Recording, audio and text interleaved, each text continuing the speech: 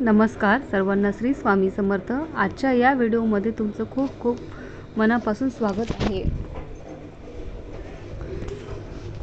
शिवलिंगाला पाणी कसे अर्पण करावे, शिवलिंगाला पाणी अर्पण केल्याने आपल्या आयुष्यात काय काय फायदे होतात हे आज आपण या व्हिडिओमध्ये बघणार आहोत, तर व्हिडिओ नक्की पूर्ण बघा। शिवलिंगावर दररोज आपण जल अर्पण करण्याचे काय काय फायदे आहेत, तर आपल्या आयुष्यामध्ये खूप आध्यात्मिक बदल होतात। सर्वात महत्त्वाचं म्हणजे आपण श्रावण महिन्यामध्ये शिवपूजा करत असताना शिवाची पूजा करताना सर्वात महत्त्वाचा भाग म्हणजे पाण्याचा खोल अर्थ आहे, जिथे त्यांची भूमिका केवळ एका विधी पलीकडे जाते। शिवलिंग हे विश्वातील पुरुष आणि स्त्री शक्तीच्या एकतेचे प्रतीक आहे। या सर्व सृष्टीचे उगमस्थान मानल्या जाणाऱ्या भगवान शिवाची पूजा या साध्या आणि शक्तिशाली प्रतीकाद्वारे केली जाते।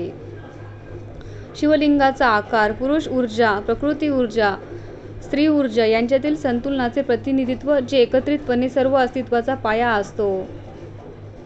आपण शिवलिंगाला पाणी का अर्पण करतो, तर शिवलिंगाला पाणी अर्पण करणे ही एक प्राचीन पवित्र प्रथा आहे, जो पौराणिक कथा आहे, आध्यात्मिक महत्त्वाची खोलवर रुजलेली आहे। पाणी हे शुद्धतेचे प्रतीक आहे। शिवलिंगाला पाणी अर्पण केल्याने शारीरिक आणि आध्यात्मिकदृष्ट्या स्वतःला शुद्ध करण्याची कृती होते। प्राचीन काळामध्ये एक कथा सांगितली गेली, जल अर्पण करण्याच्या एक आकर्षण उत्पत्तीचा खुलासा आहे। वैश्विक समुद्र मंथनाच्या वेळी एक प्राणघातक विष बाहेर पडले। भगवान शिव यांनी निस्वार्थपणे ते विष प्राशन केले, ज्यांच्यामुळे त्यांचे शरीर तीव्रतेने जळत होते। त्यानंतर देवी देवतांनी त्यांच्या डोक्यावर पाणी ओतले, जेणेकरून त्यांना थंडावा मिळेल। त्यामुळे जल अर्पण करण्याची परंपरा स्थापित झाली। पौराणिक गोष्टीनुसार ही घटना शिवाला जल अर्पण करणे हे करुणा, संरक्षण आणि देवी हस्तक्षेपाचे कृत्य मानले जाते। पिढ्यानपिढ्या चालत आलेली ही परंपरा आजही आध्यात्मिक महत्त्व आहे। सर्वात महत्त्वाची गोष्ट म्हणजे शिवलिंगाची रचना अणुभट्टीसारखी आहे। अणुभट्टीला ऊर्जा संतुलन राखण्यासाठी जास्त गरम होण्यापासून रोखण्यासाठी सतत पाणी पुरवठा आवश्यक असतो। त्याचप्रमाणे शिवलिंगाला त्याची तीव्र आध्यात्मिक ऊर्जा नियंत्रित आणि थंड करण्यासाठी पाण्याचा सतत प्रवाह आवश्यक असतो। आधुनिक विज्ञान आणि प्राचीन आध्यात्मिक ज्ञान यांच्यातील हे आकर्षण समांतर सूचित करते की जल अर्पण करणे शिवलिंगाच्या शक्तिशालीचे ऊर्जेचे संतुलन सुसंवाद साधण्याचे काम करते। शिवलिंगावरती रोज जल आपण का अर्पण करतो, त्याचे काय काय फायदे आहेत हे बघूया। शिवलिंगाला जल अर्पण करणे ही केवळ आध्यात्मिक प्रथा नाही, तर ती जीवनात प्रत्यक्ष आपल्या बदल घडवून आणते असे मानले जाते। त्याचे खूप फायदे आहेत। ज्या व्यक्तीच्या जीवनामध्ये आर्थिक समृद्धी नसेल, उसाच्या रसाने किंवा चिमूटभर गुळाने पाणी अर्पण केल्याने आर्थिक समृद्धी मिळते असे मानले जाते। ऊस आणि गुळ हे संपत्ती आणि समृद्धीचे नैसर्गिक प्रतीक आहे। नैवेद्य दाखवताना ते पाण्यात मिसळल्यास आर्थिक स्थिरता आणि वाढीसाठी भगवान शिवाचे आशीर्वाद मिळतात। ज्या नात्यामध्ये सुसंवाद नाते म्हणजे ज्या व्यक्तीचे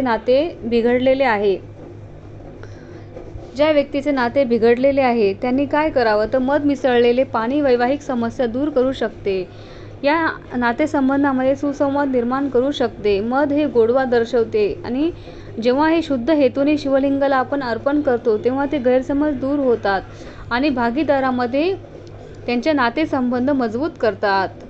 ज्या व्यक्तीच्या जीवनावरती खूप कर्ज झालं आहे आणि आर्थिक अडचणी खूप वाढलेल्या आहेत, त्यांना आव्हानांना तोंड देण्यासाठी नैवेद्य दाखवताना पाण्यात चंदनाचे तेल, देशी तूप टाकल्याने सर्व समस्यांचा मदत होते आणि